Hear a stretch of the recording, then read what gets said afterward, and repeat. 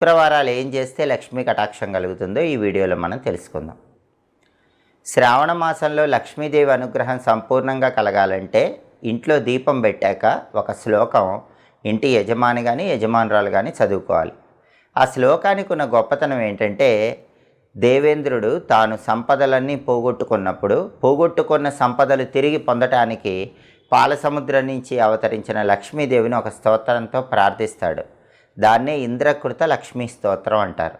ఆ ఇంద్రకృత లక్ష్మీ స్తోత్రంలో ఉన్న ఒక అద్భుతమైన శ్లోకం శ్రావణ మాసంలో రోజు ఇంట్లో దీపం పెట్టాక యజమాని కానీ యజమానురాలు కానీ చదువుకుంటే లక్ష్మీదేవి శాశ్వతంగా అనుగ్రహిస్తుందని పద్మపురాణంలో చెప్పారు. ఆ శ్లోకం ఏంటంటే, నమస్తే సర్వలోకానాం జననీం అబ్జ సంభవాం శ్రియమున్నిద పద్మాక్షీం విష్ణువక్ష స్థలస్థితాం. ఇది శ్లోకం.